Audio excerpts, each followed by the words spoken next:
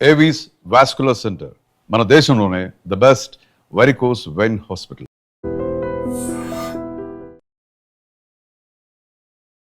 Hi నమస్తే, welcome to iDream media. నేను మీ రొద్దం శ్రీనివాస్. భూమి గుండ్రంగా ఉందనేది ఎంత నిజమో ప్రపంచంలో ఏం జరిగినా ప్రపంచ ప్రజలంతా అనుభవించేది కూడా అంతే నిజం అనిపిస్తుంది చూస్తుంటే. ఎందుకంటే యుద్ధము అమెరికా ఇరాన్ మధ్య జరుగుతుంటే దాని ఫలితాలు మాత్రం ప్రపంచం అనుభవిస్తుంది, ముఖ్యంగా మనం అనుభవిస్తున్నాం భారతీయులం. ఈ యుద్ధం ఆ రెండు దేశాలకు ఎంత నష్టం కలిగించిందో తెలియదు, కానీ మన భారతదేశంలో ముఖ్యంగా మన తెలుగు రాష్ట్రాల్లో పర్టికులర్గా సామాన్యుల నుంచి మధ్యతరగతి వరకు చాలామందిని జీవితాలను చిన్నాభిన్నం చేసింది. రేట్లు అఫిషియల్గా పెరిగిపోయాయి. ఇక నుంచి గ్యాసు మామూలుగా యాజ్ యూజువల్గా దొరికినా కూడా ఆ రేట్లు అయితే కిందికి వచ్చే పరిస్థితి లేదు. సో ఇదొక నష్టం, అంటే మామూలు వాళ్ళకి, మధ్యతరగతికి, దిగువ మధ్యతరగతికి. సో ఈ ప్రపంచ భౌగోళిక సమస్యలు, అమెరికా ఇరాన్ మధ్య నెలకొన్న ఉద్రిక్త వాతావరణం, దాని పర్యవసానాలు, దీంట్లో భారతదేశం పాత్ర ఏంటి, భారతదేశం ఎలా ఉండాలి ముందుకు, ఇలాంటి విషయాలను మనతో మాట్లాడడానికి geo political analyst Aditya Krishna గారు ఉన్నారు. నమస్తే ఆదిత్య గారు. నమస్తే. మనకు రక్షణ పరంగా అమెరికా అనేది చాలా ముఖ్యం భారతదేశానికి. అలాగే చమురు, చాబహార్, ఓడరేవ్, ఈ రెండింటి పరంగా ఇరాన్ కూడా చాలా ముఖ్యం. ఇప్పుడేమో ఆ రెండు దేశాల మధ్య యుద్ధం జరుగుతుంది. మనం ఇప్పటి వరకు తటస్థ వైఖరిని అనుసరిస్తూ వస్తున్నాం, ఎటు కాకుండా న్యూట్రల్గా ఉంటున్నాం. ఇది ప్రచ్ఛన్న యుద్ధం జరిగితే రేపొద్దున ఈ రెండు దేశాల మధ్య భారతదేశం యొక్క స్టాండ్ ఎలా ఉంటుంది? ఇదే ఉంటుందా, ఇంకేదైనా మారే అవకాశం ఉందా? హిస్టారికల్గా మనం చూసుకుంటే భారత్ ఎప్పుడు కూడా ఒక నాన్ అలైన్ మూవ్మెంట్ అనేది అట్లాగే మెయింటైన్ చేసింది. కానీ ఆఫ్ కోర్స్ కొంచెం డీవియేషన్స్ వచ్చాయి. నెహ్రూ టైం అయిపోయిన తర్వాత కొంచెం చిన్నగా లాల్ బహదూర్ శాస్త్రిని మరి అసాసినేట్ చేశారు, ఏమైందో. దాని తర్వాత మీరు చూస్తే కొంచెం లైట్గా మూవ్ కొంచెం కమ్యూనిస్ట్ వైపు, రష్యా వైపు వెళ్ళింది. Which is why even Nixon and యుఎస్లో ఉన్న వాళ్ళందరూ కూడా ఇందిరాగాంధీని బాగా చాలా అగ్రెసివ్గా అగేన్స్ట్గా చాలా రాస్తారు. సో కొంచెం pro communist, pro Russian stance అనేది కొంచెం తీసుకుంటూనే, కానీ ఇంకా స్టిల్ మనం కోల్డ్ వార్లో రెండు వైపులా వెళ్ళలేదు మనం. సో ఇప్పుడు ఇక్కడ రష్యా వైపు ఎందుకు వెళ్ళాలంటే జియో పొలిటికల్గా కూడా, జియో స్ట్రాటజికల్గా చూడాలన్నా కూడా యుఎస్ మన నుంచి చాలా దూరంగా ఉంటుంది, రష్యా దగ్గరగా ఉంటుంది. అండ్ అట్లాగే ఇప్పుడు ఇరాన్ విషయం చూసినా కూడా ఇప్పుడు మనకి ఇమ్మీడియట్ నేబర్ పాకిస్తాన్ అవుతుంది, దానికి అవుతున్నది ఇరాన్. సో ఇప్పుడు చాణక్య నీతి ఇది. చాణక్య నీతి ఏంటి? ఎప్పుడు మన పక్కన ఉన్న దేశం మనకి శత్రువు అవుతుంది, దాని అవుతున్న దేశం మనకి మిత్రులు అవుతారు. అవును. సో ఇదొక ఈక్వేషన్. ఇప్పుడు ఇక్కడ మనం చూడాల్సింది ఏంటంటే, అందుకనే సో మనకి ఎనర్జీ సెక్యూరిటీ వరకు ఇరాన్ వాజ్ ఇంపార్టెంట్. యుఎస్ వల్ల మనకేమి సెక్యూరిటీ అనేది ఏం జరగల. నిజం చెప్పాలంటే ఇప్పుడు ఇవాళ కూడా మనకి నార్త్ ఈస్ట్ కారిడోర్లో మనకి మాథ్యూ వ్యాన్ డైక్ అని ఇట్లాంటి వాళ్ళు సిఐఏ ఏజెంట్స్ వచ్చి సెపరేటిస్ట్ మూవ్మెంట్స్ నడిపించేది వాళ్ళందరూ యుఎస్ ఫండెడ్ వాళ్ళే. లేకపోతే ఎక్స్ట్రీమ్ ఎవాంజలికల్ కన్వర్జన్స్ చేసి అక్కడ సెపరేటిజం నార్త్ ఈస్ట్ చేసేది కూడా అమెరికన్ బాప్టిస్ట్ చర్చ్. సో మనకి సెక్యూరిటీ అనేది ఇక్కడ వాళ్ళు ఒక సూపర్ పవర్గా ఉన్నారు కాబట్టి దానివల్లనే వాళ్ళ అంబ్రెల్లా ఉంటే కొంచెం సెక్యూరిటీ ఉంటుందేమో అనేది. అది భారతే కాదు, మీరు చూస్తే అది నేటో వాళ్ళు, యూరోపియన్ కూడా అదే భావించారు. అవును. కానీ ఇప్పుడు ట్రంప్ అదే అంటున్నారు, మేము ఇన్నాళ్ళు మీకు సెక్యూరిటీ ఇచ్చాము, మీరు మాకేమీ హెల్ప్ చేయట్లేదు, స్టేట్ ఆఫ్ హార్మస్ రావట్లేదు, ఇంకా సపోర్ట్ చేయమంటారు వాళ్ళు. సో అది ట్రెండ్ అనేది మారుతుంది. మీ చమురు మీరే తెచ్చుకోపోండి అంటున్నాడు ఆయన. కరెక్ట్, ఆయన అంటున్నారు అది. ఎందుకంటే యుఎస్కి అసలు స్టేట్ ఆఫ్ హార్మస్ మీదుగా ఏమీ పెద్ద అంత చేయడం, దానికి యూటిలైజేషన్ అనేది లేదు. ఇదంతా ఇరాన్ని స్ట్రాటజైజ్ చేసి, ఇన్ఫాక్ట్ యుఎస్కి స్టేట్ ఆఫ్ హార్మస్ మీద ఇంట్రెస్ట్ ఒకటే, అదేంటంటే చైనాకు వచ్చే majority oil and gas export అక్కడి నుంచి. సో చైనాని బ్యాలెన్స్ చేయడానికి దాన్ని ఎఫెక్ట్ చేయాలి. సో ఒక విధంగా అక్కడ స్టేట్ ఆఫ్ హార్మస్ చోక్ అవ్వటం కూడా ఒక విధంగా యుఎస్ కి ఇష్టమే. అది ఇరాన్ అది పొలిటికల్ గా చేస్తున్నా యుఎస్ కూడా ఇష్టం, ఎందుకంటే చైనా ఎఫెక్ట్ అవుతుంది కదా. సో ఈ యాంగిల్లో మనం చూసుకుంటే ఏంటంటే, మన భారత్ వైపు యుఎస్ అనేది we never looked at it as a security partner. ఇంకా జియో పొలిటికల్ గా దాంతో రీజనబుల్ రిలేషన్షిప్స్ మెయింటైన్ చేస్తున్నాం. రీసెంట్ టైమ్స్ లో ట్రంప్ వచ్చిన తర్వాత నుంచి మీరు చూస్తే చాలా భారత్కి విరుద్ధంగా చాలా చేశారు. పాకిస్తాన్కి సహాయం చేస్తూనే ఉంటారు. వాళ్ళకి F-16 ఇస్తూనే ఉంటారు, వాళ్ళకి టెర్రర్ ఫైనాన్సింగ్ కాదు, యాంటీ టెర్రరిజం కి ఫైనాన్సింగ్ చేస్తారు, వాళ్ళు టెర్రర్ కి చక్కగా వాడుకుంటారు. సో ఇది నడుస్తూనే ఉంటుంది. సో మనది ఏంటి, మనకి ఇరాన్ నిజం చెప్పాలంటే జియో పొలిటికల్ గా కొంచెం బెటర్ పార్ట్నర్ వాళ్ళు. సో మనకి బలూచిస్తాన్ మూవ్మెంట్ వాటన్నిటిలో పాకిస్తాన్లో ఏం జరిగినా కూడా మనకి ఏంటంటే కొంచెం అది అంటారు, మరి ఇంటెలిజెన్స్ వైజ్ మనకు కొంచెం వచ్చేది ఇరాన్ వైపు నుంచే ఎక్కువ వస్తుంది మనకి. అట్లాగే మనకి చాలా మంది అంటారు దట్ ఖమేనీ గారు ఆయన కశ్మీర్ రిలేటెడ్ అక్కడ they are being oppressed, Muslims oppress చేశారని స్టేట్మెంట్స్ ఇవ్వడం నిజమే, ఆయన అన్నారు. దీనివల్ల చాలా మంది అంటారు ఇరాన్ మనకి అగేన్స్ట్ ఉన్నారు అంటారు. కానీ మనకి ఇది ఆర్గనైజేషన్ ఆఫ్ ఇస్లామిక్ కంట్రీస్ లో పాకిస్తాన్ వచ్చి భారత్ మీద శాంక్షన్స్ పెట్టాలంటే ఇరాన్ యాక్చువల్గా చెప్పింది ఒప్పుకోం మేము దీనికి అన్నారు. కరెక్ట్. దానివల్ల యుఎన్ దాకా వెళ్ళాల. సో మాట్లాడే పొలిటికల్ రెటారిక్ అనేది ఒకటి ఉంటుంది. అవును అవును. ఇప్పుడు అంతెందుకు మన హైదరాబాద్ లోనే అంటారు, ఇప్పుడు ఓవైసీ బ్రదర్స్ మీద అంటారు 15 మినిట్ అన్నారు, పోలరైజ్ చేశారు అన్నారు. అవును. కానీ మొన్ననే మరి అమిత్ షా గారు థ్యాంక్ చేశారు అసదుద్దీన్ ఓవైసీ. ఆయన ఏమన్నారు, దట్ ఆయన నక్సల్ మూవ్మెంట్ కి చాలా మటుకు ఆయన సపోర్ట్ చేశారు దీంట్లో అన్న మాట అన్నారు. ఆపరేషన్ సింధూర్ అప్పుడు కూడా ఓవైసీ గారు వెళ్ళి మాట్లాడిన సందర్భాలు ఉన్నాయి. సో పొలిటికల్ రెటారిక్ ఒకటి ఉంటుంది, జియో పొలిటికల్ గా చేసేది ఇంకోటి ఉంటుంది. కరెక్ట్. ఇది గుర్తుపెట్టుకోవాలి. సో మనకి అంటే ముందు కూడా భారత్ ఇట్లనే తటస్థంగా ఉండడం అనేది మనం జరుగుతుంది. By and large non aligned గానే ఉంటాము. కానీ అన్ఫార్చునేట్ గా కొంచెం సింబాలిజం ఏం వెళ్ళింది. ఫిబ్రవరి మనం లాస్ట్ వీక్ లో చూస్తే మన మోదీజీ ఇజ్రాయెల్ కి వెళ్ళేసరికి అక్కడికి వెళ్ళి మేము we are against what Hamas has done, we are with Israel అనేసరికి ఒక నరేటివ్ అనేది భారత్ లో ఏమని ఫామ్ అయింది, దట్ భారత్ కొంచెం నాన్ అలైన్ పొజిషన్ పక్కన పెట్టేసి ప్రో ఇజ్రాయెల్ స్టాన్స్ తీసుకుంటుందా అని. కానీ మళ్ళా ఇది వర్బల్ గా ఓపెన్ గా అట్లా చేసినా కూడా బ్యాక్ ఛానల్ ఇరాన్ తో మంచి రిలేషన్స్ కంటిన్యూస్ గా అవుతూనే ఉన్నాయి. ఇన్ఫాక్ట్ ఫిబ్రవరి 28 మనకి IRGC నుంచి ఒక రిక్వెస్ట్ వచ్చింది ఇండియన్ గవర్నమెంట్ కి, దట్ మావి 3 షిప్స్ మీ విశాఖపట్నం దగ్గర ఉన్నాయి, వార్ మొదలవుతున్నది, మీరు అక్కడ సేఫ్ హార్బర్ ఇవ్వండి అన్నారు. దీంట్లో 3 షిప్స్, లవాన్ ఒకటి, దేనా ఒకటి, ఇంకోటి ఐ థింక్ బుషైర్ అనుకుంటా. దీంట్లో లవాన్ ఉంది. లవాన్ ఏం చేస్తుంది, ముంబై పోర్ట్ దగ్గర సెటిల్ అయిపోయింది, సేఫ్ గా ఉంది, వాళ్ళందరూ ఇక్కడే మన దగ్గరే ఉన్నారు. ఇంకా అన్ఫార్చునేట్ గా దేనా అక్కడ దొరికిపోయింది, శ్రీలంక దగ్గర. వాళ్ళు అటాక్ చేశారు. అటాక్ చేసిన విషయం బయటకు వచ్చింది. చేసి చూసారా ఎవరేమనలేదు, ఇండియా సపోర్ట్ చేయలేదు అన్నారు. But end of the day Lavan కి సపోర్ట్ అడిగిందా. సో ఆ 3 షిప్స్ కి విడివిడిగా వాటికి అవకాశం వచ్చింది, what do you want to do అని. Lavan chose to stay. So diplomatic channel అనేది నడిచింది. అందుకని ఇవాళ కూడా ఇరాన్ ఏమంటుంది, Israel US pro US ships ఏది అలౌ చేయం strait of Hormuz, India allow చేస్తాం ఏమన్నా. సో ఇది ఎందుకంటే కానీ పబ్లిక్ గా మనం ఏం మాట్లాడలేదు కదా, మోదీజీ ఏమనలేదు కదా, హోమ్ మినిస్టర్ ఏమనలేదు కదా, ఫైనాన్స్ మినిస్టర్ ఎవరేమనలా.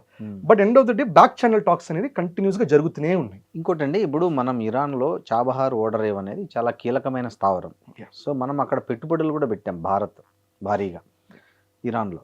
ఈ యుద్ధం నిజంగా ప్రత్యక్షంగా జరిగితే, ప్రచ్ఛన్న యుద్ధానికి దారి తీస్తే రేపు పొద్దున ఆ ఓడరేవు ఏమైనా ధ్వంసం అయితే భారత్ పరిస్థితి ఏంటి, భారత్ పెట్టుబడుల పరిస్థితి ఏంటి అనేది ఒక ఆందోళనగా ఉంటుంది.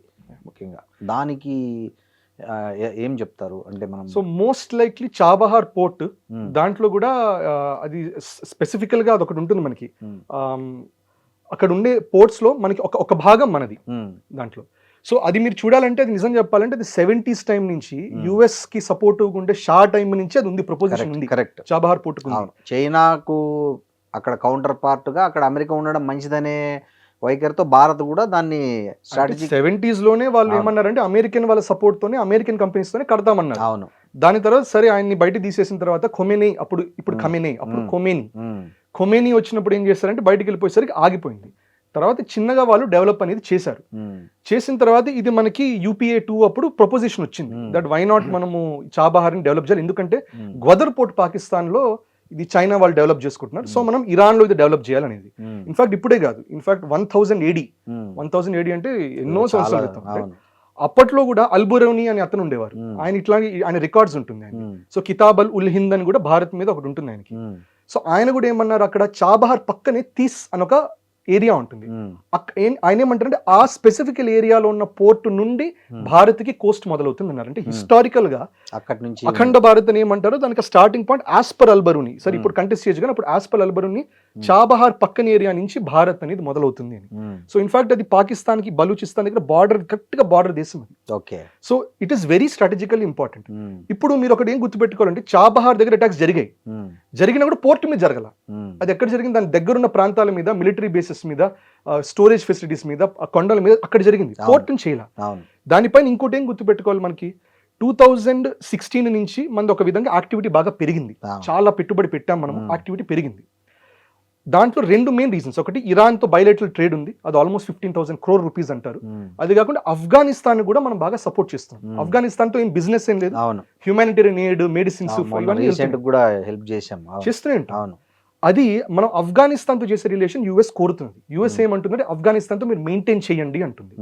సో దానివల్ల వాళ్ళు ఏం చేశారు, ఇరాన్ మీద ఎన్ని శాంక్షన్స్ పెట్టినా చాబహార్ పోర్ట్ దగ్గర ఆ శాంక్షన్ ని వాళ్ళు తీసేశారు, except for oil and oil అవన్నీ ట్రేడ్ చేయడానికి లేదు కానీ దాన్ని ఏం చేయం, మీరు నడుపుకోండి అన్నారు. అది ఇన్ఫాక్ట్ మళ్ళా 2025 అక్టోబర్ ఐ థింక్ అప్పుడు యూఎస్ ఏమందంటే సరే ఇంకొంచెం ఎక్స్టెన్షన్ ఇస్తాం, 6 నెలలు ఎక్స్టెన్షన్ ఇస్తాం, అది which means April 2026 end of this month దాకా ఆ ఎక్స్టెన్షన్ ఉంది, ఆ వేవర్ అనేది ఉంది. ఆ వేవర్ ఏంటంటే మీరు నడుపుకోండి మీ యాక్టివిటీస్, మేమేమి టార్గెట్ చేయము, ఏం అటాక్ చేయము, ఏం శాంక్షన్ లేదు. ఎందుకంటే ఆఫ్ఘనిస్తాన్కి ఎయిడ్ అవసరం, హ్యూమానిటేరియన్ ఎయిడ్ అవసరం, యుఎస్ ఇంట్రెస్ట్ కూడా ఉంది, దానివల్ల మీరు చెయ్యాలి అనుకుంటున్నారు. దానివల్ల రేపు రెజీమ్ ఎవరున్నా కూడా, ప్రో యుఎస్ రెజీమ్ ఉన్నా, ప్రో ఇస్లామిక్ రెజీమ్ ఉన్నా కూడా చాబహార్ పోర్ట్ అనేది భారత్కి either way it is going to stay. దాన్ని డిస్ట్రాయ్ చేసే అవకాశం మినిమల్గా ఉంటుంది. కానీ ఆఫ్ కోర్స్ అది డిస్ట్రాయ్ చేసే సిచ్యువేషన్ వచ్చినా కూడా మనకి వేరే అంటే మనకి ఇంటర్నేషనల్ నార్త్ సౌత్ కారిడోర్ ఒకటి ఉంటుంది, అది డెఫినెట్గా దెబ్బతింటుంది. అదేంటంటే మనకి ఇక్కడ గుజరాత్ నుంచి లేకపోతే మనకి ఈ మహారాష్ట్ర ముంబై సైడ్ నుంచి షిప్స్ వెళ్ళి చాబహార్ దగ్గరికి వెళ్ళి, చాబహార్ ఇరాన్ నుంచి ఆఫ్ఘనిస్తాన్కి వెళ్ళి, ఆఫ్ఘనిస్తాన్ నుంచి రష్యాకి వెళ్తుంది, సెంట్రల్ ఏషియా రూట్ ఉంది. సో మనకి అటువైపు నుంచి మనకి ఆయిల్ సప్లై వస్తుంది, అంటే ఆయిల్ అన్నా లేకపోతే ట్రేడ్ గుడ్స్ అన్న వస్తాయి. ఎప్పుడైనా అది డ్యామేజ్ అయితే మనకి ఇంకోటి స్టాండర్డ్ రూట్ ఒకటి ఉంది. ఇప్పుడు దీనికి మనం బైపాస్ చేయడానికి ఐమెక్ కారిడోర్ అనేది కూడా మనం తయారు చేసుకుంటున్నాం, which is India middle east corridor. ఆ రూట్ ఏంటి, మనకి ఇండియా నుంచి మనం యుఏఈకి వెళ్ళి, యుఏఈ నుంచి సౌదీ నుంచి ఇజ్రాయెల్ నుంచి మెడిటరేనియన్ సీ నుంచి మనకి మొత్తం యూరోప్ వస్తుంది, దాని మీదుగా వెళ్తే రష్యా కూడా వస్తుంది. సో ఐమెక్ కారిడోర్ కూడా మనకు ఉంది. ఒక స్టాండర్డ్ రూట్ అనేది, స్టాండర్డ్ రూట్ అంటే సూయజ్ కెనాల్ మీద ఆ రూట్ ఉంది. ఈ 2 రూట్స్ కాకుండా కానీ ఇదేంటి ఇట్స్ క్లోజెస్ట్ దగ్గర, అన్నిటికంటే దగ్గర. అండ్ చైనాని కౌంటరాక్ట్ చేయడానికి, ఇంకోటి బలూచిస్తాన్ మీద ఇంటెలిజెన్స్ కోసము అండ్ ఈజీ ట్రేడ్ కోసం మనం ఇది వాడుకుంటున్నాం. సో మోస్ట్ లైక్లీ అటాక్ అవ్వదు, అటాక్ అయినా కూడా వేరే రూట్స్ ఉన్నాయి, కానీ కొంచెం ఖర్చు ఎక్కువ అవుతుంది మనకి. కరెక్ట్. ఇంకోటి అండి ఆదిత్య గారు, ఇప్పుడు ఈ ఇరాను సైబర్ స్పేస్ లేక్ కూడా యుద్ధం మొదలుపెట్టింది, సైబర్ స్పేస్ లేక్ కూడా ఎంటర్ అయింది యుద్ధంలో. సో అది ఒక ఇజ్రాయెల్తో పరిమితం కాలే, దుబాయ్ వంటి గల్ఫ్ దేశాల మీదకి కూడా దాన్ని పంపుతోంది, దీన్ని డ్రోన్లను ఇట్లాంటి అటాక్ చేస్తుంది. ఇక్కడ కలవరపెట్టే అంశం ఏంటంటే, ముఖ్యంగా మన భారతదేశం నుంచి ఈ గల్ఫ్ కంట్రీస్లో ఆల్మోస్ట్ 80 లక్షల మంది అక్కడ వివిధ వలస వెళ్ళారు.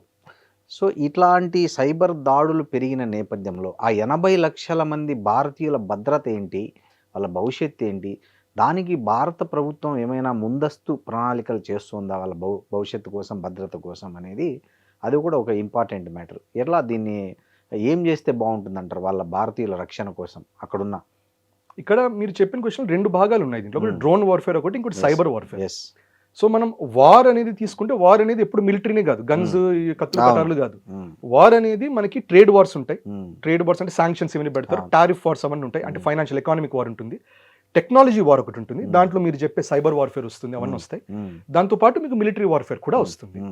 ఇప్పుడు మీరు చెప్పే సైబర్ వార్ఫేర్లో నిజం చెప్పాలంటే దానివల్ల పాపులేషన్కి ఎటువంటి సమస్యలు రావచ్చంటే, ఇన్ఫాక్ట్ ఇంతకు ముందరే జరిగాయి ప్రాపర్ సైబర్ అటాక్స్. అంటే ఎట్లాంటివి అంటే ఆయిల్ ఫెసిలిటీస్లో, డీసాలినేషన్ ప్లాంట్స్. ఇన్ఫాక్ట్ కొంతమంది అంటారు ఇండియాలో కూడా కొన్ని సంవత్సరాల క్రితం ఎలక్ట్రిసిటీ గ్రిడ్ మొత్తం ఒక రౌండ్ కొలాప్స్ అయింది మనది కొన్ని సంవత్సరాల క్రితం, UPA 2 ఎరా. అప్పుడు మొత్తం ఇండియా 2-3 డేస్ ఎలక్ట్రిసిటీ సప్లై లేదు.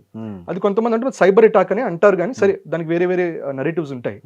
కానీ ఒకటి కన్ఫర్మ్డ్ ఏంటంటే, మనకి ఇరాన్లో ఉన్న ఫెసిలిటీస్ లేకపోతే వేరే మిడిల్ ఈస్టర్న్ ఫెసిలిటీస్ కూడా అప్పట్లో స్టక్స్ నెట్ అని ఒక అటాక్ ఉండేది, ఒక సైబర్ అటాక్ ఉండేది. స్టక్స్ నెట్ అనేది ఏం చేస్తుందంటే, అది ఆయిల్ ఫెసిలిటీస్లో వాళ్ళ సెంట్రల్ ఆ కమాండ్స్ స్ట్రక్చర్ ఏముంటుందో, దాంట్లో మెయిన్ సెంటర్స్ ఏముంటాయో దాన్ని ఎఫెక్ట్ చేస్తుంది. ఎఫెక్ట్ చేసేసరికి ఆ ప్లాంట్ అంతా ఎరాటిక్గా బిహేవ్ చేస్తుంది. ఇప్పుడు మిడిల్ ఈస్టర్న్ ఆయిల్లో ఏంటంటే అమెరికన్ ఆయిల్ లాగా కాదు, అక్కడ ఏంటంటే దాంట్లో హై మనకి సల్ఫర్ కంటెంట్ ఉంటుంది.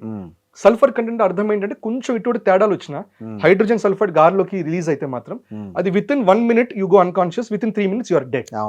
రైట్. సో ఇట్లాంటి థ్రెట్స్ అనేవి వస్తాయి. సో మనకి సైబర్ అటాక్స్ ఇప్పుడు ఆల్రెడీ మనకి ఇప్పుడు హందాలా అని ఇరాన్లో IRGC వాళ్ళ గ్రూపే ఆల్రెడీ ఒక సైబర్ అటాక్ చేస్తూనే ఉన్నారు. మొన్న పబ్లిసైజ్ అయింది ఏదంటే, మనకి FBI director of US Kash Patel, ఆయన పర్సనల్ ఈమెయిల్ అకౌంట్స్, అది కూడా ఇజ్రాయెల్ బేస్డ్ ఏదో సర్వర్ మీద దేని మీద ఉన్నారు, అది హ్యాక్ అయింది, చాలా బయటకు వచ్చాయి. వాళ్ళు రిలీజ్ చేసింది ఏంటి, ఆయన సిగరెట్ కాలుస్తున్నట్టు, ఆయన ఎంజాయ్ చేస్తున్నట్టు, టైం పాస్ చేస్తుంది, చాలా మంది అన్నారు. అంత పెద్ద FBI డైరెక్టర్ది చేసినా కూడా ఆయనకి ఎప్స్టైన్ ఫైల్స్ అనేది దొరకలేదు, బాగా చిల్ అవుతున్నాడు కదా. చిల్ అవుతున్నటువంటి కంటెంట్ ఇరాన్ రిలీజ్ చేసింది. అదేంటంటే ఒక హెచ్చరిక. దట్ ముందు ఇప్పుడు FBI డైరెక్టర్, ఇప్పుడు మనకు కూడా తెలిసిందే ప్రొఫెషనల్ మెయిల్స్ జరుగుతాయి, కొన్ని ఏం చేస్తాం ప్రొఫెషనల్ మెయిల్స్ లో పెట్టాము, కొన్ని పర్సనల్ కమ్యూనికేషన్స్ జరుగుతుంటాయి. ఇంకోటి మనకు తెలియాల్సింది ఏంటి, జీమెయిల్ హ్యాక్ అయిందంటే అర్థం ఏంటి, చాలా మటుకు గూగుల్ ద్వారా మీ లొకేషన్ సర్వీసెస్ కూడా తెలిసిపోతుంది, ఎక్కడ తిరుగుతున్నారు, యాక్టివిటీ ఏంటి. ఆయన అన్ఫార్చునేట్ కాష్ పటేల్వి కొన్ని ప్రాబ్లమాటిక్ సైట్స్ చూస్తున్న ఆ క్రెడెన్షియల్స్ కూడా బయటకు వచ్చాయి, ఇట్లాంటి సైట్స్ కూడా చూస్తున్నాడు అతను ఎవరికి తెలియకుండా అని చెప్పి అవన్నీ కూడా బయట పెట్టారు. ఇవన్నీ ఏంటంటే silent warnings. That Kash Patel కొట్టగలిగితే ట్రంప్ ఎంతసేపు చేసి ఉండొచ్చు కూడా. చేసి ఉండొచ్చు. సో ఇవి జరుగుతూనే ఉంటాయి. సో సైబర్ అటాక్ మనకి రెండు వైపులు జరుగుతున్నాయి. ఇన్ఫాక్ట్ సైబర్ ఎస్పియోనాజ్ అనేది జరుగుతుంది. ఎస్పియోనాజ్ ఎందుకు చేస్తారు? ఎవరు ఎక్కడున్నారు? ఇప్పుడు ఈ వార్ మొదలవ్వక ముందరే మనకి ఇజ్రాయెల్ చేసింది ఏంటంటే టాప్ టైర్ లీడర్స్ తయారు చేసి ఎవరెవరు ఉన్నారో వాళ్ళందరిని ఐడెంటిఫై చేసి ఈ సైబర్ ద్వారానే ఎవరెక్కడ ఉన్నారు, వాళ్ళ మూవ్మెంట్స్ ఏంటి ఇవన్నీ తెలుసుకొని కొన్ని లోకల్ ఇంటెలిజెన్స్, హ్యూమన్ ఇంటెలిజెన్స్ ఇవన్నీ వాడుకొని ఎక్కడున్నారో కనిపెట్టి టార్గెటెడ్ అసాసినేషన్స్ చేశారు.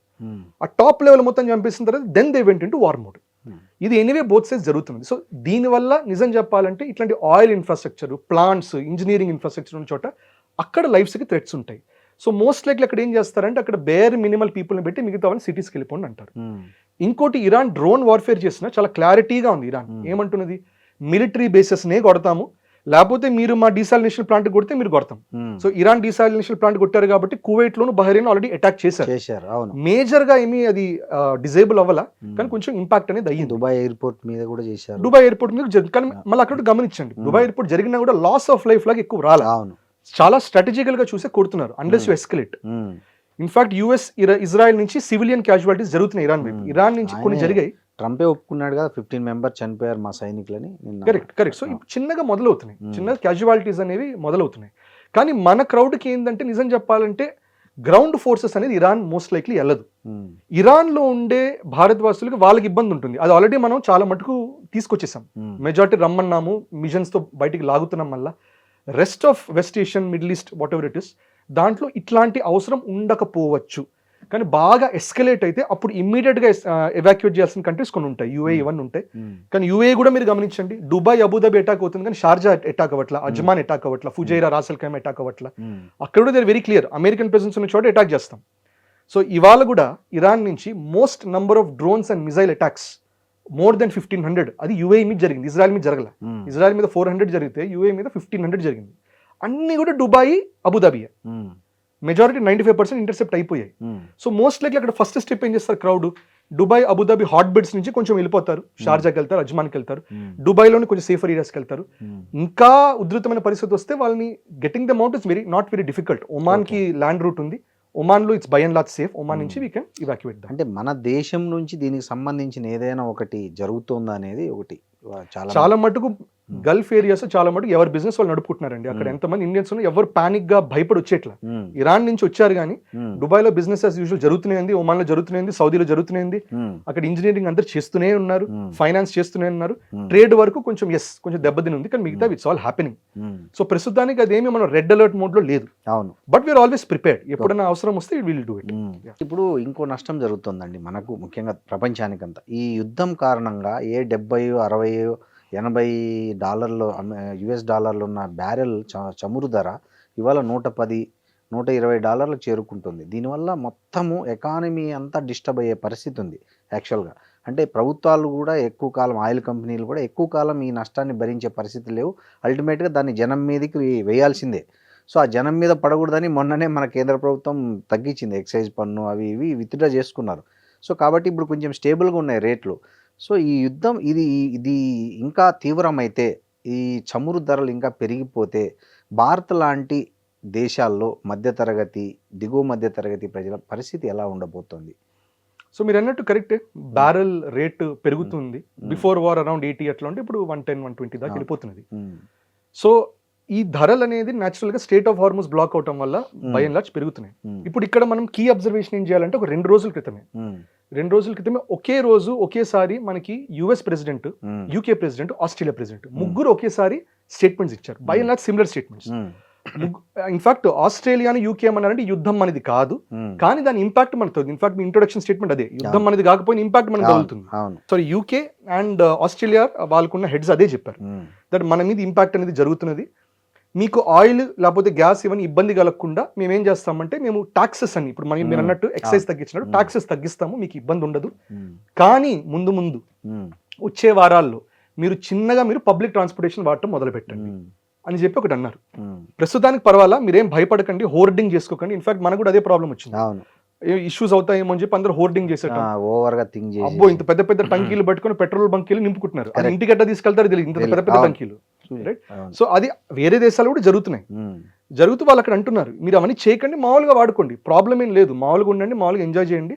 కానీ కొన్ని వారాల్లో మీరు పబ్లిక్ ట్రాన్స్పోర్టేషన్కి మారండి అనే మాట అయితే వచ్చింది, విచ్ మీన్స్ వాళ్ళు అక్కడ ఏం ఇండికేట్ చేస్తున్నారు, వార్ ఇంకొంచెం సాగుతుంది, ఆయిల్ ఇష్యూ అవుతుంది, అయినప్పుడు మనకి ఇబ్బంది అవుతుంది, అందుకని రెడీగా ఉండండి అన్నారు. మనకు కూడా సిమిలర్ సిచ్యువేషన్సే రావచ్చు. దానివల్ల ఫస్ట్ మనం హోర్డింగ్ చేయక్కర్లేదు, కానీ వాట్ ఎవర్ ఇస్ నెసెసరీ అది చేయాలి. దీనివల్ల ధరలు పెరగడం అనేది ఎనివే జరుగుతుంది. ఇప్పుడు అంతెందుకు మీరు కఫేస్కి వెళ్ళండి, ఇక్కడ రకరకాల కఫేస్ హోటల్స్ ఉన్నాయి, మొత్తం పెంచేశారండి. గ్యాస్ చార్జెస్ అని యాడ్ చేస్తున్నారు, మళ్ళీ దానిపైన 15 రూపీస్ 20 రూపీస్ అట్లా యాడ్ చేస్తున్నారు. అవి ఎనివే పెరిగాయి. ఇంకోటి మన ఆగ్రో ప్రొడ్యూస్లు ఉంటాయి. ఆగ్రో ప్రొడ్యూస్ సరే కల్టివేషన్ నిజం చెప్పాలంటే ఫర్టిలైజర్ డిపెండెంట్ ఉన్న కల్టివేషన్, ఫర్టిలైజర్స్ కూడా కాస్ట్ పెరుగుతుంది, ఎందుకంటే చాలా మటుకు మనకి స్టేట్ ఆఫ్ హార్మోన్స్ మీదనే వస్తున్నాయి. అవును. సో అవి కూడా కొంచెం ధరలు పెరుగుతాయి. అది పెరిగిన తర్వాత కూడా ఏమవుతుంది, లాజిస్టికల్ ఫామ్ నుంచి నేను మన ప్లేట్ దాకా రావాలంటే రకరకాల లాజిస్టికల్ చైన్స్ ఉంటాయి, ట్రక్స్ లో వస్తుంది, కార్స్ వస్తుంది, ట్రైన్స్ లో వస్తుంది, అవన్నీ కూడా పెరుగుతాయి. సో ఓవరాల్ ధరలు పెరిగే అవకాశాలు అనేది ఉంటాయి. సో దీనికి ఎండ్ ఆఫ్ ద డే ఇవి ప్రిపేర్డ్ గా మనం ఉండాలి. సో మనకు కూడా అంటుంటారు that we have enough reserves, మనకి రిఫైన్డ్ ఆయిల్ రిజర్వ్స్ ఉన్నాయి, క్రూడ్ ఆయిల్ రిజర్వ్స్ కూడా ఉన్నాయి. బట్ యా విల్ సీ ఇవన్నీ పెరుగుతాయి, మనం ప్రిపేర్డ్గా ఉండాలి వాడిని.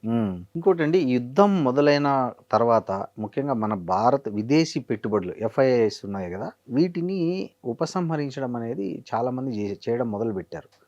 రూపాయి వాల్యూ పెరిగిపోవడము, ఇవన్నీ ఈ కారణంగా పెట్టుబడులను ఉపసంహరించుకునే పరిస్థితి వచ్చింది చాలామంది విదేశీ పెట్టుబడులను.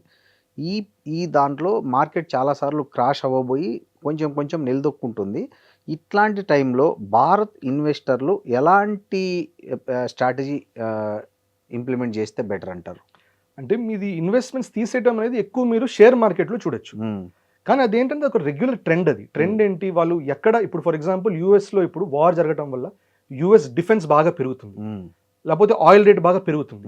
సో ఏం చేస్తారు, ఇండియాలో అక్కడ పెట్టుకుంటారు. వాళ్ళందరూ ఇంటర్నేషనల్ ఇన్వెస్టర్స్. ఇప్పుడు మనం ఏది చేస్తున్నాం, ఇప్పుడు మనకు వార్ వచ్చిన వెంటనే చాలా మంది రకరకాల ఇండస్ట్రీ తీసేసి ఇమీడియట్ గా వార్ కంపెనీస్ లోను, స్టీల్ కంపెనీస్ లోను, వీటి ఎనివే పెట్టేశారు. రైట్. సో వాళ్ళు ఇంటర్నేషనల్ గా చేస్తున్నారు. సో ఇండియా నుంచి తీసి ఇంకో చోట పెట్టుకుంటారు వాళ్ళు. So that is going to happen. ఇప్పుడు రేపు కొంచెం మళ్ళీ స్ట్రెంత్ అయినప్పుడు మళ్ళీ ఆ డబ్బులు తీసుకుని మళ్ళీ ఇండియాలో పెడతారు. దీనివల్ల ఎవరిని విమర్శించాల్సిన అవసరం లేదు, భయపడాల్సిన అవసరం లేదు. రెండోది నిజం చెప్పాలంటే వార్ వల్ల ఇండియాకి ఇంకా అడ్వాంటేజ్ ఉండొచ్చు, ఎందుకంటే ఇప్పుడు ఏమని డిక్లేర్ అయింది, ఇప్పుడు మీరు చూస్తే ఇరాన్ చాలా స్పష్టంగా చెప్పింది మొన్న మళ్ళా దట్ వెస్ట్ ఏషియాలో ఉండేటటువంటి ఈ అమెరికన్ కంపెనీస్ ని టార్గెట్ చేయబోతున్నాం. Google, Microsoft, meta, Amazon in fact ఆ స్టేట్మెంట్ లేదు, కానీ అమెజాన్ ఆల్రెడీ అటాక్ చేశారు. ఇన్ఫాక్ట్ బహ్రెయిన్ లో కూడా కొట్టారు. అవును. రైట్. సో ఇప్పుడు వాళ్ళందరికీ న్యాచురల్ గా ఏమవుతుంది, ఇప్పుడు ఆ రీజన్ లో సేఫ్ ఏరియా ఏంటి, యాపిల్ ని కూడా యాడ్ చేశారు. కరెక్ట్. సో ఆ రీజన్ లో ఇప్పుడు ఈ రీజన్ వెస్ట్ ఏషియా నుంచి ఏషియా రీజన్ లో మరి సేఫ్టీ ఏరియాస్ ఎక్కడ ఉంటాయి? చైనా మీకు రెస్ట్రిక్టివ్ పాలసీస్ ఉంటాయి, మిమ్మల్ని పెట్టనివ్వరు అని. So what options do you have? Option is India. So that is where మీరు ఏం చేయొచ్చు అంటే రకరకాల ఇక్కడే మన మినిస్టర్స్ అయినా, మన చీఫ్ మినిస్టర్స్ అయినా, వీళ్ళందరూ డావోస్ సమ్మిట్లు ఇవన్నీ వెళ్ళినప్పుడు ఇదే పిచ్చింగ్ పాయింట్ అవుతుంది. చైనా +1 పాలసీస్ అంటున్నారు. మన రేవంత్ రెడ్డి గారు కూడా అన్నారు, చైనా +1 లో ఆ +1 మీరు ప్లీజ్ లుక్ అట్ హైదరాబాద్ అన్నారు. వచ్చి ఇన్వెస్ట్ చేయండి, వారు సేఫ్ ఇక్కడ అని. సో ఇప్పుడు ఏమవుతుందంటే దానివల్ల ఇన్వెస్టర్స్ కి India May seam as a much more better option. కానీ మనం ఇంకోటి ఏం గుర్తుపెట్టుకోవాలంటే, వార్ ఒక కాంపొనెంట్ అయితే ఇంకో కాంపొనెంట్ ఉంది, AI అనే కాంపొనెంట్ ఉంది. మనకి నిజం చెప్పాలంటే దెబ్బ తగిలేదు AI వల్ల. అవును. సో AI వల్ల ఏమవుతుందంటే మనకి IT జాబ్స్ కూడా దాదాపుగా I'll say about 70 to 80 lakh IT professionals ఉన్నాయి. ఇట్స్ నాట్ హ్యూజ్, అంటే భారత్ పాపులేషన్ లో 1% కూడా కాదు, కానీ అవన్నీ చాలా ఇంపాక్ట్ అవుతున్నాయి, ఆల్రెడీ కనబడుతున్నాయి. సో AI చేసేది AI చేస్తున్నది, కానీ రెండో వైపు ఏమవుతుందంటే ఇన్వెస్ట్మెంట్స్ వచ్చే కూడా ఇన్వెస్ట్మెంట్స్ వస్తాయి. కానీ వీటన్నిటికీ అంటే వార్ అయిపోయేసరికి ఒక ఆర్డర్ అనేది తయారవుతుంది, ఒక న్యూ డైనమిక్స్ తయారైతాయి. ఆ డైనమిక్స్ లో ఇండియా డెఫినెట్ గా దాంట్లో రైజ్ అవుతుంది. సో ఇక్కడ మనం ఈ యుద్ధం వల్ల ఇంకోటి తెలిసి వచ్చింది ఏమంటే, అమెరికా అనేది ఒక సూపర్ పవర్ కంట్రీ, ఇరాన్ అనేది ఇన్ని రోజులు ఒక చిన్న దేశంగా భావిస్తున్నారు, కానీ వాళ్ళు ఆ చిన్న చిన్న డ్రోన్లను వాడే అంత సూపర్ పవర్ ఉన్న అమెరికాను నిలువరించే పరిస్థితికి వెళ్ళారు. సో దీన్ని బట్టి భవిష్యత్తులో ఏమంటారు, మనం దేశ రక్షణ కోసం కొనే ఆయుధాల విషయంలో పునరాలోచించుకోవాల్సిన అవసరం ఉందా? పెద్ద పెద్ద వేల కోట్ల రూపాయల ఆయుధాలను కాకుండా ఇట్లాంటి డ్రోన్ చిన్న తక్కువ ఖర్చుతో అయిపోయే డ్రోన్ల మీద ఎక్కువ ఫోకస్ చేయాల్సిన అవసరం ఉందనే గుణపాఠాన్ని ఈ యుద్ధం నేర్పిందంటారా మీరు దేశాలకు? ముఖ్యంగా మన దేశానికి మనం కూడా చాలా మన బడ్జెట్లో ఎక్కువ శాతం మనం రక్షణ రంగానికే ఖర్చు పెడుతుంటాం. సో మనం ఐ థింక్ ఈ డెసిషన్ అనేది ఇమ్మీడియట్ మనకి థ్రెట్స్ ఎవరు ఉన్నారు వాళ్ళకు ఉండే ఇన్ఫ్రాస్ట్రక్చర్ మీద ఉంటుంది. కరెక్ట్. ఇప్పుడు ఇరాన్ కి కూడా ఇప్పుడు ఒకటన్నారు super power, US super power ఎప్పటి నుంచి అయింది? అది World War I, World War II తర్వాత నుంచి అయింది. అవును. అది కూడా ఎటువంటి సూపర్ పవర్, ఒక ఎకానమిక్ సూపర్ పవర్ అయ్యి కొత్త వరల్డ్ ఆర్డర్లో వాళ్ళ ఎకానమికల్గా మొత్తం గ్రిప్లో పెట్టేసేసరికి వాళ్ళు సూపర్ పవర్ అనేది అయ్యారు. ఇప్పుడు ఇరాన్ ముందర ఏంటి, దాన్ని పర్షియా అనేవాళ్ళు. రిలీజన్ తీసేయండి, ఇస్లాం ఏమైనా తీసేయండి, దాని మీద Persia was once as much super power as Bharat ఎటువంటి సూపర్ పవర్ 25% జీడిపి ఎట్లా కంట్రోల్ చేస్తుందో దానికి gateway was Persia. So Persia నుంచి చాలా మటుకు జరిగేది. సో అదొక సివిలైజేషనల్ గా Bharat is definitely huge civilisation super power ఇంతకు ముందర. ఇప్పుడు ఎకానమికల్ గా వీఆర్ నాట్ దట్ గుడ్, కానీ ఇప్పుడు చైనా కూడా ఒక సివిలైజేషన్ సూపర్ పవర్, భారత్ కూడా సూపర్ పవరే, అట్లాగే పర్షియా కూడా ఒక సూపర్ పవర్. సో పర్షియన్స్ అందుకని మీరు యాటిట్యూడ్ చూడండి, వాళ్ళకి శాంక్షన్స్ ఉన్నా కూడా 70s నుంచి శాంక్షన్స్ ఉన్నా కూడా వాళ్ళకి డ్రోన్స్ ఏంటి, వాళ్ళకి మిజైల్స్ ఏంటి, వాళ్ళకి 2000 కిలోమీటర్స్ వచ్చే బుషైర్ మిజైల్స్ అవి 4000 కిలోమీటర్స్ దాకా రేంజ్ ఉందని తెలిసింది డియోగో గార్సిన్ అటాక్ చేశారు. దానిపైన వాళ్ళకి సైంటిఫిక్ అడ్వాన్స్మెంట్స్ ఎట్లా ఉన్నాయి, సైబర్ వార్ఫేర్ కేపబిలిటీస్ ఎట్లా ఉన్నాయి. సో అంత శాంక్షన్స్ ఉన్న కంట్రీ ఇవన్నీ జరగాలంటే ఎందుకంటే సివిలైజేషనల్ గా వాళ్ళు ఆల్రెడీ హార్డ్ కోడెడ్ ఉన్నారు, చేయగలిగే కేపబిలిటీ మనకు ఉంది అని. రైట్. సో దానివల్ల అందుకని ఇరాన్ ని ఇట్ ఇస్ నిజం చెప్పాలంటే తేలిక తీసి బారేలేదు. భారత్తో ఎంత జాగ్రత్తగా ఉండాలి, ఇరాన్తో కూడా దాదాపుగా బై అండ్ లార్జ్ కొంచెం జాగ్రత్తగా ఎవరైనా డీల్ చేసి ఉండాలి. అట్లా బీట్ ఇజ్రాయెల్ ఆర్ యుఎస్, అది వాళ్ళ ముందరే తెలుసు కాబట్టి ఫస్ట్ ఏం చేశారు, ఫస్ట్ హౌతీస్ని కొట్టారు, హెజ్బొల్లాని కొట్టారు, హమాస్ని కొట్టారు, పై లీడర్స్ అసాసినేట్ చేశారు, తర్వాత యుద్ధానికి వెళ్ళారు. ఇరాక్ అప్పుడు అట్లా చేయలేదు కదా, డైరెక్ట్ వెళ్ళారు, సద్దాం హుస్సేన్ డైరెక్ట్ అటాక్ చేశారు. అది ఇక్కడ జరగలేదు. Right. So it's a completely different story. ఇంకోటి గుర్తుపెట్టుకోవాల్సింది, ఇక్కడ వార్ఫేర్కి వెళ్ళినప్పుడు ఇరాన్ అనేది లోన్ ప్లేయర్ కాదు. ఇరాన్ కి రష్యా ఉంది, చైనా ఉంది బ్యాక్గ్రౌండ్ లో. ఇప్పుడు బుర్జ్ ఖలీఫా కూడా ఒక డ్రోన్ అటాక్ జరిగింది అంటారు, అది 5 ఫ్లోర్స్ జరిగింది. స్పెసిఫికల్ గా ఒకే ఫ్లోర్కి వెళ్ళి కొట్టింది. ఎందుకు కొట్టిందంటే ఆ స్పెసిఫిక్ ఫ్లోర్ లో అమెరికన్ వాళ్ళు ఉన్నారట, మిలిటరీ వాళ్ళు. రైట్. అండ్ ఇప్పటిదాకా సివిలియన్ క్యాజువాలిటీస్ ఎక్కడ జరగలేదు, మా అయితే ఇంటర్సెప్షన్స్ లో పడి ఏమైనా జరగటమే కానీ. సో ఆ ఇంటెలిజెన్స్ ఎవరు ఇస్తున్నారు, చైనా ఇస్తున్నది. డ్రోన్ టెక్నాలజీ ఎవరు ఇస్తున్నారు, it is being given by Russia. So ఇప్పుడు భారత్ కి ఇటువంటి దాంట్లో ఇన్వెస్ట్ చేయాలంటే చేస్తున్నాం. In fact we have now increased it. కానీ క్వశ్చన్ ఏంటంటే మన వాట్ ఈస్ ద పాయింట్, ఎందుకంటే మనకి ఇప్పుడు చైనా మెయిన్లాండ్ మన డ్రోన్ రేంజ్ కంటే బాగా దూరంగా ఉంటుంది. ఎందుకంటే మనకి టిబెట్ ఏరియా అంత చెడు ఇన్ఫ్రాస్ట్రక్చర్, హెవీ ఇన్ఫ్రాస్ట్రక్చర్ ఏం లేదు. మెజారిటీ ఇన్ఫ్రాస్ట్రక్చర్ మీకు మెయిన్లాండ్ చైనా దగ్గర ఉంది. పాకిస్తాన్ లో ఇన్ఫ్రాస్ట్రక్చర్ అసలు ఏముందో కూడా తెలియదు. వాళ్ళ ఇన్ఫ్రాస్ట్రక్చర్ ఒక బిల్డింగ్, దాంట్లో 10 మంది టెర్రరిస్టులు ఉంటారు. రైట్. సో డ్రోన్స్ పెట్టినా కూడా పాకిస్తాన్ ఎక్కువ ఇన్వెస్ట్ చేస్తుంది, ఎందుకంటే మన ఇన్ఫ్రాస్ట్రక్చర్ ఎక్కువ ఉంది. మనకి ఈ జామ్నగర్ అయినా లేకపోతే ముంబై అయినా they will prefer drones. In fact they did that. వాళ్ళు భక్తియార్ డ్రోన్స్ అంతా టర్కీ నుంచి తీసుకొని ఆపరేషన్ సింధూర్ అప్పుడు బాగా మన వైపు టార్గెట్ చేశారు. మన న్యూస్ చూస్తే మనం ఎక్కువ డ్రోన్స్ పంపించడం అనేది లేదు, మనం ఎక్కువ ఇంటర్సెప్షన్స్, మనం ప్రెసిషన్ స్ట్రైక్స్ చేసాం. సో పాకిస్తాన్ కి by and large precision strikes సరిపోతుంది. దానిపైన ఇన్ఫాక్ట్ మనం చేయకర్లా, ఒకవైపు ఆఫ్ఘనిస్తాన్ పని చేస్తున్నది, దాని పని చేస్తున్నది, బలూచిస్తాన్ దాని పని చేస్తున్నది. మనం ప్రెసిషన్ స్ట్రైక్స్ కి వెయిట్ చేసి అవసరం అయితే సింధూర్ 2.0 అని చెప్పి కొట్టడమే. బట్ అది of course we will invest in drones, but maybe Iran invest చేసినంత చేయకపోవచ్చు. మనం ఇంకోటి ఇక్కడ గమనించాల్సింది, ఈ అమెరికా ఇరాన్ బాగా బిజీగా ఉంటే చైనా అంటే ఈ దక్షిణ ఆసియాలో తన ఆధిపత్యాన్ని పెంచుకునే ప్రయత్నం ఒకటి చేస్తున్నట్లు కనిపిస్తుంది. మీరేమంటారు? చైనా అది ఎప్పుడు చేస్తున్నది, ఎప్పుడు చేస్తూనే ఉంటుంది ఆ పని. కానీ ఏంటంటే ఆల్రెడీ ఇక్కడ పోలరైజేషన్ ఉంది. ఫర్ ఎగ్జాంపుల్ మీరు ఇప్పుడు భారత్ని చూడండి, భారత్లో కూడా ఒక విధంగా మనం అన్అలైన్డ్ గానే ఉంటున్నాం, by and large we're unaligned. But Bharat immediate neighbours చూడండి, ఇప్పుడు బంగ్లాదేశ్ ఉంటే మన బంగ్లాదేశ్ షేక్ హసీనా వెళ్ళిపోయిన వెంటనే ఒక టస్ల్ జరిగింది. ఎవరు ఇన్ఫ్లుయెన్స్ అనుకుంటే ఎండ్ ఆఫ్ ద డే ఏం తెలియదంటే యూఎస్ ఇన్ఫ్లుయెన్స్ తోనే యూనిస్ వచ్చాడనేది కన్ఫర్మ్ అయింది. అక్కడ జెన్జీ రెవల్యూషన్ అన్నారు. మళ్ళీ నెక్స్ట్ జెన్జీ రెవల్యూషన్ ఎక్కడ, నేపాల్లో. ఇంతకు ముందర కేపీ ఓలీ కొంచెం ప్రో చైనా పర్సన్ అంటే జెన్జీ రెవల్యూషన్ తో మళ్ళీ వీళ్ళు బలెన్షా పెట్టారు, పీపుల్ సే యుఎస్ సపోర్ట్ తో వచ్చారంటారు. సో ఇక్కడ ఆల్రెడీ ఈ కంట్రీస్ లోనే ఇంటర్నల్ గా కంట్రీస్ లోపలే మీకు pro US, pro China, pro Indian కూడా ఉంది stance. Correct. Sheikh Hasina was pro Indian. అట్లాగే శ్రీలంక కూడా మనం రా బేసిస్ మీద కూడా మనం చేస్తాం, అక్కడ కూడా pro China, pro India internal గా జరుగుతుంది. దానిపైన ఇప్పుడు కంట్రీస్ లెవెల్లో చూడండి, ఇప్పుడు థాయిలాండ్ మీరు చూస్తే Thailand is pro US, Cambodia is pro-China, North Korea is pro-China, South Korea is pro-US, మళ్ళీ Japan is pro-US. Right. So ఇట్లా ఆల్రెడీ ఇక్కడ స్ప్లిట్ అనేది జరిగిపోయింది, టస్సల్ జరుగుతూనే ఉంటుంది. సో చైనా అక్కడ వచ్చి ఎస్టాబ్లిష్ చేయడం అనేది చాలా కష్టమైన పని. ఇన్ఫాక్ట్ ఇప్పుడు ఇరాన్ ఇజ్రాయెల్ వార్ కూడా it is a proxy US versus China war, అదే జరుగుతున్నది. రైట్. కానీ యుఎస్ అనేది డైరెక్ట్ గా వెళ్ళిపోతున్నది కాన్ఫ్లిక్ట్ మోడ్ లోకి, చైనా అనేది వెనకాల, చైనా స్ట్రాటజీని అది బిహైండ్ ద సీన్స్ ఉంటారు, మొత్తం నడుపుతారు, సైలెంట్ గా చేసుకుంటూ వెళ్ళిపోతారు. సో అది ఎనీవే నడుస్తున్నది. సో వాళ్ళు ఆధిపత్యం పెంచుకుంటారనే దానికంటే కూడా భారత్కి ఒక అవకాశం వచ్చింది ఇప్పుడు.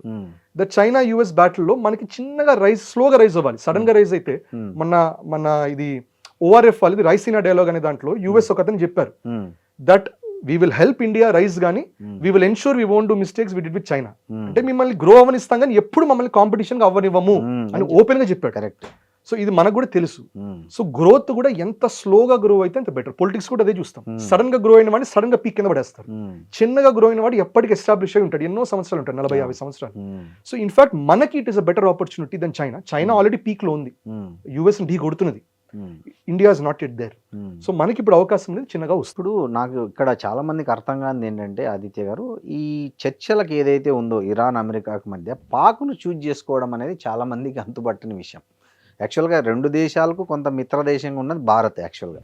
సో భారత్ లాంటి దేశాన్నో లేకపోతే ఎట్లాంటిది కొంచెం ఈ స్టేచర్ ఉన్న దేశాన్ని చూజ్ చేసుకుని ఉంటే దానికి కొంచెం వచ్చేదేమో క్రెడిబిలిటీ. బట్ దాన్ని పాక్ను చూజ్ చేసుకోవడం అనేది అది ఎవరికి అర్థం కావట్లేదు. ఎందుకు పాక్ చూజ్ చేసుకున్నారు అనుకుంటున్నారు? అంటే నిజం చెప్పండి, పాక్ ని చూస్ చేసుకోలేదండి. మ్మ్. పాక్ ని తయారు చేశారు. ఎవరు తయారు చేశారు? బ్రిటన్ వాళ్ళు తయారు చేశారు. ఓకే. మీరు ఇన్ఫాక్ట్ ఇనిషియల్ గా అప్పట్లో ఈ అక్సెషన్ జరుగుతుంటే మ్మ్. ఇది మన హిస్టరీ టెక్స్ట్ బుక్ లో రాదు అన్ఫార్చునేట్ గా. ఉమ్, జనరల్ బ్రౌన్ అని ఒకడు ఉంటాడు. ఉమ్, అతను ఏం చేశారంటే కశ్మీర్ ఇంకా డిసైడ్ అవునప్పుడే ఫస్ట్ గిల్గిత్ బాల్తిస్తాన్ అటువైపు వెళ్ళిపోయి ఉమ్, బై ఫోర్స్ ఆ ట్రైబల్స్ అందరూ ఏమంటారంటే మనం ఆక్యుపై చేసేయాలి, పాకిస్తాన్ లో కలిపేయాలి అంటాడు. Um, by force of part first వెళ్ళిపోయింది. ఉమ్, ఈవెన్ బిఫోర్ ఇటు శ్రీనగర్ వైపు అటాక్ అయ్యే ముందరే అది జరిగిపోయింది అది. ఉమ్, రైట్. సో అప్పుడు ఇంటెన్షన్ ఏంటి? దట్ భారత్ అనేది, భారత్ అని ఇప్పుడు ఇండియా అన్ను భారత్ అంటాం. భారత్ ఇక్కడ ఎందుకు అనాలంటే సివిలైజేషనల్ స్టేట్ వాజ్ భారత్. ఉమ్, భారత్ అనేది 25-30% ఆఫ్ వరల్డ్ జీడిపి ఉందంటే ఎందుకుంది? ఎందుకుందంటే మనకి మ్యారిటైమ్ రూట్ ద్వారా మనకి గల్ఫ్ రీజన్, ఆఫ్రికాను, లేకపోతే మలేషియాను, కంబోడియా అవన్నీ ఉంటే by land route central Asia మొత్తం ఇన్ఫ్లుయెన్స్ ఉండేది మనకి. ఉమ్, రష్యా దాకా ఉండేది, ఉమ్, టర్కీ దాకా ఉండేది.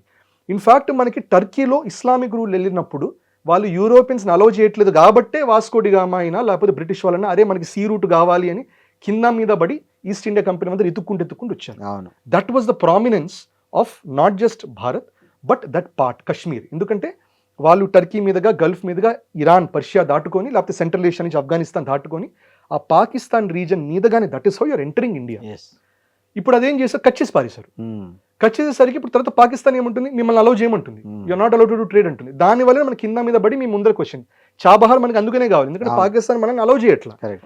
పాకిస్తాన్ అలౌ చేయట్లేదు అంటే వాళ్ళ తెలివితేటలు కాదు, తెలివితేటలు ఇంకో చోట నుంచి వస్తుంది. ఎక్కడి నుంచి వస్తుంది? Western European. యా. చైనా కూడా కాదు, ఇక్కడ వెస్టర్న్ యూరోపియన్ తెలివితేటలు ఇవి. ఉమ్, సో అందుకని యూఎస్ ఏం చేస్తుంది? ఆ బ్రిటిష్ పాలసీని ఇంకా ముందుకు తీసుకెళ్తుంది. ఉమ్, అందుకని ఫస్ట్ నుంచి మీరు చూడండి, ఇండిపెండెన్స్ టైం నుంచే ఉమ్, వాళ్ళకున్న వాళ్ళందరూ ఎప్పుడు కూడా ఇందిరాగాంధీ టైం అప్పుడు వాళ్ళు పాకిస్తాన్ సపోర్ట్ చేశారు. అవును.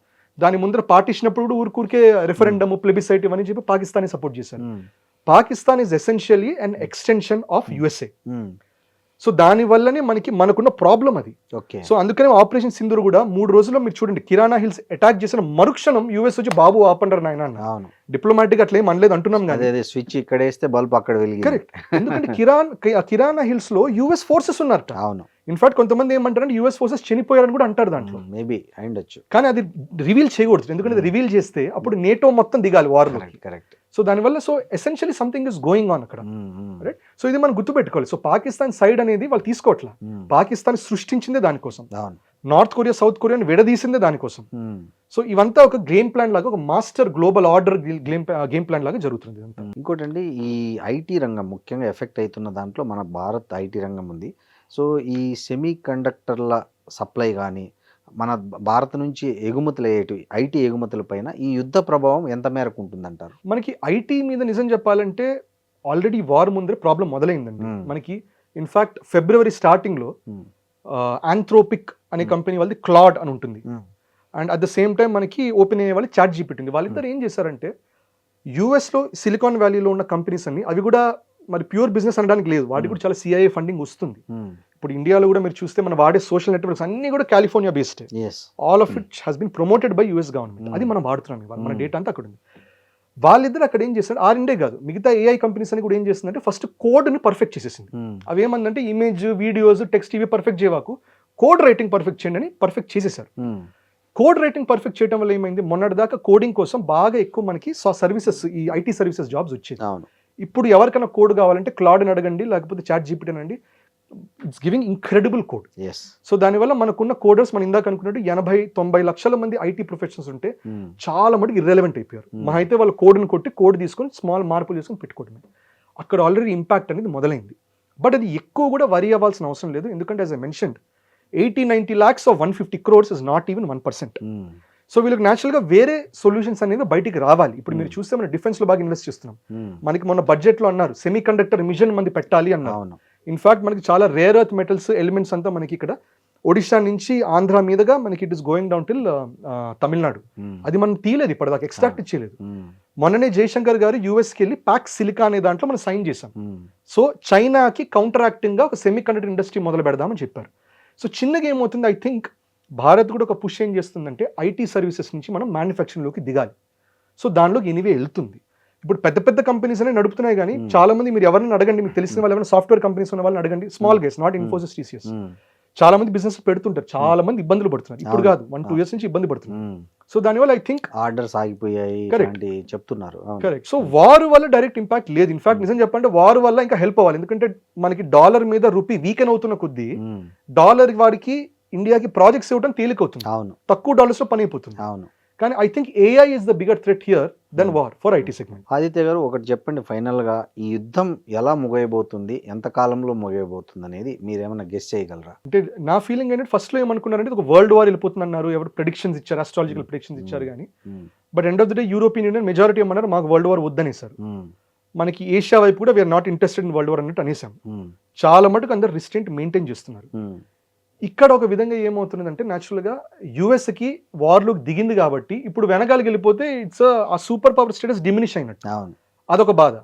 బూట్స్ ఆన్ ద గ్రౌండ్ అక్కడ పంపిస్తే డెఫినెట్ గా చాలా మంది యుఎస్ వాళ్ళు చనిపోతారు అక్కడ, ఎందుకంటే అది ఇరాక్ లాగా ప్లేన్ టెరియన్ కాదు, వియత్నాం లాగా ఫార్మ్ టెరియన్ కాదు, ఇట్ ఇస్ మౌంటైనస్, ఒక ఫోర్ట్ లాంటిది. అది ఫోర్ట్ లో కట్టలేదు, ఫోర్ట్ ఇరాన్ మొత్తం ఫోర్టే అది. సో అక్కడికి వెళ్తే చాలా లాస్ ఆఫ్ లైవ్స్ ఉంటాయి. సో అదొక ఇష్యూ ఉంది. దానిపైన యూరోపియన్ యూనియన్, నేటో వాళ్ళు we will not join the war అంటున్నారు. సో దీనివల్ల ఏంటంటే ఒక విధంగా కొంచెం కన్స్ట్రెయిన్డ్ గానే వార్ అనేది ఉంటుంది. ఇన్ఫాక్ట్ డిప్లొమాటిక్ టాక్స్ అనేవి జరుగుతున్నాయి.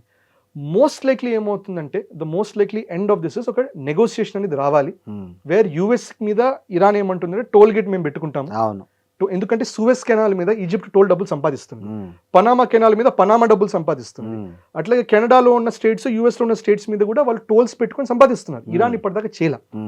ఇప్పుడు ఇరాన్ ఏం చేస్తున్నారు, న్యాచురల్గా మొనటైజేషన్ అనేది చేస్తుంది. సో మోస్ట్ లైక్లీ నా ఉద్దేశం ఏంటంటే ఎక్కువ కాలం నడపరు, ఎందుకంటే గ్లోబల్ ప్రెషర్ అనేది పడుతుంది. పడేసరికి ఇప్పుడు మిడ్ టర్మ్ ఎలక్షన్స్ కూడా రాబోతున్నది యుఎస్ లో, దాని వల్ల యుఎస్ మీద ఉన్న రియాక్షన్స్ తెలుస్తున్నాయి. ఇంటర్నల్ గా కూడా యుఎస్ లో బాగా అగేన్స్ట్ కి వెళ్తుంది. ఇరాన్ ప్రెసిడెంట్ కూడా 61% అపోజ్ చేస్తున్నారు.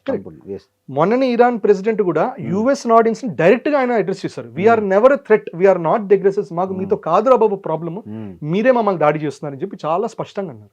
సో దీనివల్ల ఇరాన్ కూడా డిఎస్కలేషన్ కనబడుతున్నది. ట్రంప్ చెప్పిన మాటలు కూడా తెప్ప అంటుంటాడు, our military objects have been achieved, కానీ మేము చేయబోతున్నాం అంటాడు. ఈ మిలిటరీ ఆబ్జెక్టివ్స్ అచీవ్డ్ అని ఎందుకు అంటున్నాడు, అదొక డిఎస్కలేషన్ కి ట్రై చేయటం negotiation. So I'm hoping that next couple of months లో ఇది డిఎస్కలేట్ అయి తగ్గుతుందని. కానీ ఈ లోపల ఏంటంటే మనం ఎప్పుడు కూడా you have to prepare for the worst కాబట్టి గవర్నమెంట్ కూడా ప్రిపేర్ అవ్వాలి, అట్లాగే సివిల్ సొసైటీ కూడా చిన్నగా ఇండక్షన్ స్టవ్లు కొనుక్కోవటం, కొంచెం ఫ్యూయల్ కన్సంప్షన్ తగ్గించుకోవటం, ఇవన్నీ కూడా మనం కూడా అలవాటు చేసుకోవాలి. థ్యాంక్ యూ అండి, thank you very much. And for more videos, please subscribe to iDream. Please subscribe to iDream. Please subscribe iDream. And please subscribe to iDream. For more videos, subscribe to iDream. please like, share and subscribe to the channel. Congratulations, iDream. Subscribe to iDream. Subscribe to iDream. So subscribe to iDream Media. iDream ki iDream team andarki huge congratulations. Please subscribe iDream Media. Please subscribe to iDream. Subscribe iDream. Please subscribe to iDream. iDream అంటే నా కళల channel subscribe చేసుకున్న నోరు తిరుగుతలేదు, మీరైతే గంట గుర్తు కొట్టండి. For more such videos, please subscribe to iDream. Subscribe to iDream. Please subscribe to iDream. Please subscribe iDream Media. Please do subscribe to iDream. Please subscribe to iDream Media. For best entertainment and information, please subscribe iDream. And don't forget to subscribe to iDream.